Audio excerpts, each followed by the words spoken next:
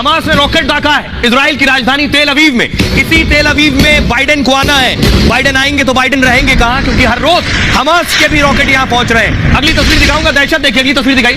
ये आप देख रहे हैं, ये इजराइल की संसद है। सायरन बज रहा है, सांसद भाग रहे हैं संसद छोड़कर। तो फुल स्क्रीन लीजिए जरा। जैसे बाइडेन आएंगे तो कहां रहेंगे, जब सांसद डरे हुए हैं, सहमे हुए हैं। ये इजरायली सांसदों को देख रहे हैं, अब सायरन बजा, सब भागे। उसके बाद ये वो तस्वीर है। तो बाइडेन तेल अवीव आकर सुरक्षित कैसे रहेंगे, उनके लिए क्या तैयारी की गई है। बाइडेन को रखा कहां जाना है, किस जगह सेफ जोन में बाइडेन आकर इजराइल में रुकेंगे, क्या खास बंकर में रहेंगे बाइडेन। उस बंकर की तस्वीर मैं आपको दिखाने जा रहा हूं। ये है वो बंकर, आप देख रहे हैं। ऊपर चारों तरफ आपको कौन नजर आ रहा है, तेल अवीव, इजराइल की राजधानी। अब ये देख रहे हैं आप, ये लिफ्ट है, इससे नीचे, इसे प्ले कीजिए प्लीज।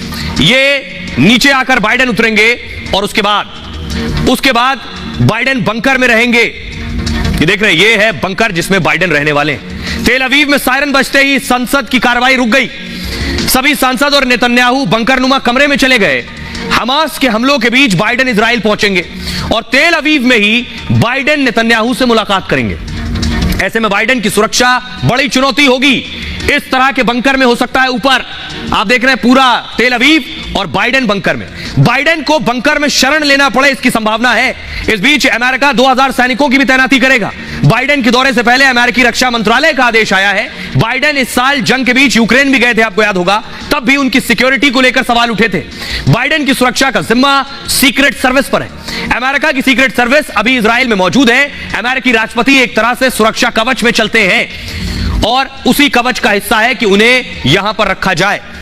अब मैं आपको बताऊं, बाइडेन इजराइल पहुंचेंगे और मैक्रो भी इजराइल पहुंचने वाले हैं। ये तस्वीर आप देख रहे हैं, फुल स्क्रीन लीजिए जरा। मैक्रो इजराइल पहुंचने वाले हैं, यानी फ्रांस के जो राष्ट्रपति हैं इमैनुअल मैक्रो, वो भी इजराइल में लैंड करेंगे। और आज एक और जर्मनी के चांसलर ओलाफ भी इजराइल पहुंच चुके हैं।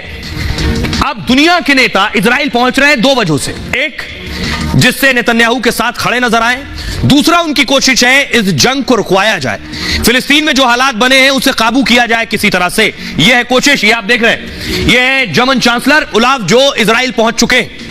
अब सवाल यह है कि हालात जो बिगड़ रहे हैं, बिगड़ने के पीछे वजह यह है कि जो इजराइल है वो चारों तरफ मुस्लिम देशों से घिरा हुआ है। इजराइल पर हमले भी मुस्लिम देश कर रहे हैं। ऐसे में पश्चिमी देश इजराइल के साथ खड़े हैं। अगर जंग हुई तो देखिए कितना मुश्किल होगा इजराइल के लिए। इजराइल देख रहे हैं, इजराइल के बगल में सीरिया है, लेबनान है, ईरान है, जॉर्डन है, कुवैत है, मिस्र है, सऊदी अरब है, ऊपर देखिए तुर्की है, लेबनान है, अल्जीरिया है, मोरक्को है, सूडान है, यमन है, ओमान है, ट्यूनीशिया। ये सारे देश आप देख रहे हैं। इजराइल चारों तरफ मुस्लिम देशों से घिरा हुआ है।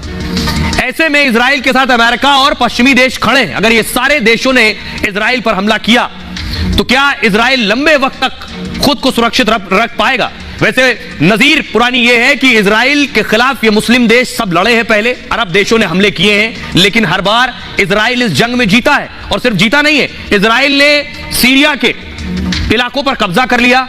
इजराइल ने कुछ और देशों से लड़ने के दौरान मिस्र के भी कुछ हिस्से पर इजराइल